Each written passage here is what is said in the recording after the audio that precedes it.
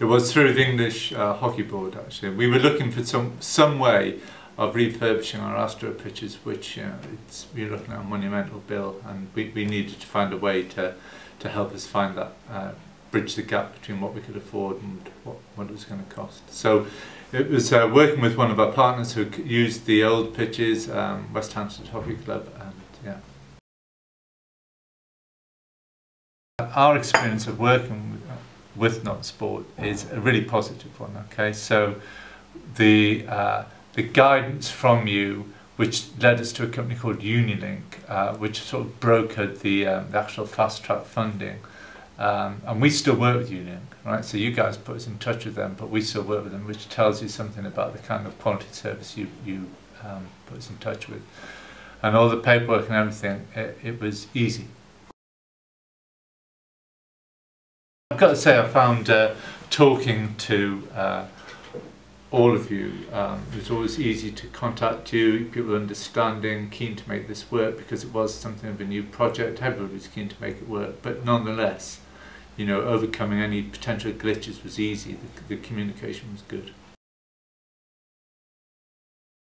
What we found was, you know, once we got the base for the works, once again, it was about communicating what was going to happen when, and we had some pretty heavy-duty machines on. We had a great deal of equipment and all the stuff which was actually going to be laid down. So there was potentially quite a bit of damage. You know, we're a school with 800 students. It could have gone wrong, but again, my understanding is that process worked pretty well, and that is because I think you employ us at Slatters. And I think it's David who works at Slatters, and we've always found David just a really good guy, and you know, he did what he said he was going to do, and we found that the project was I think there was a little bit over, it ran over a little bit, but it wasn't anything that inconvenienced us at all, and he was amenable to going the extra mile, and you know, it was done just as he said it would. So we didn't have a problem with that at all.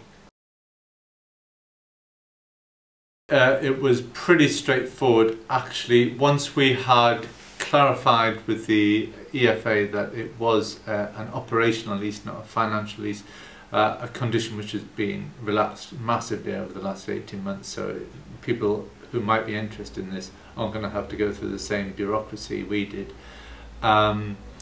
Yeah, it was pretty straightforward. It was just a case of us having to consider about you know, finding the monies to pay back the lease, because we borrowed in total about £380,000 was the money we had coming in, and we needed to project quite accurately, obviously, how much we were going to raise from our lettings just from the use of these pitches. And I can tell you that we were looking to pay back about 60,000 a year, and we currently just about double that with our income. Yeah, the actual process, I'm not a financial whiz kid, and I was learning about the difference between financial leases and operational leases, and the buyback of the pitches after 7 years when it ended and all that. But actually, it's really straightforward. It is really straightforward, and yeah, I'd recommend it. I would recommend it to anyone, because nowhere on earth we could have afforded that outlay. But now, you know, we're bringing money into the school. The kids have got fantastic state-of-the-art facilities. It gives us a good bit of PR. We're 1 year into it, you know, but Slatters were a good firm to work with, and they do what they say they'll do, and they're reliable, and they're honest, and they put us in touch with people to get the lines painted on the pitch, and you know, they're doing a good job. You're working, this whole process, we have found we're working with reputable companies and people who pretty much do what they say they're going to do, and there's no sort of catch in it, you know. I mean, I was very hesitant about going into a lease where the school was taking on a monumental debt, and I had to convince my governors, but actually it's a no-brainer, and we have got facilities which no other school in the area can compete with, you know. West Hampstead Hockey Club pay in advance for their use. And we also, you know, they helped us with some of the initial publicity when we launched them. But it's just, I think really the biggest thing for West Hampstead, our relationship with them is that, you know, they are decent people who we know exactly what they want. We know the state of the pitches are going to be good when they finish, that they pay up front, which obviously helps us with our cash flow. And it's good for them because they now play their home games at a state-of-the-art pitch. And actually, you know, we toyed with the idea of going with a football club. We thought about, we explored the possibility of a rugby club, but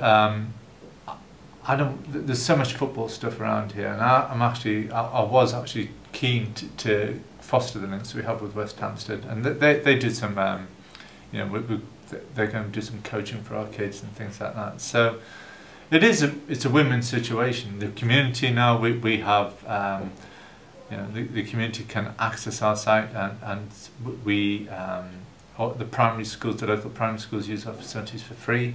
It's great marketing, great PR. You know, there's there's KICS, which is a Metropolitan Anti-Crime initiative, where they use our pitches for free, and it just keeps some of the it keeps the wheels on your car, so you don't have to worry when you go out after work. And it's all good. It is all good. It has been a really positive experience, and I'm delighted. You know, 2 years ago, when I said, well, look, if I get these new pitches, I want a bronze bust of me outside in the car park, and but it's come to pass. The bronze bust hasn't, but the pitches have. Yeah.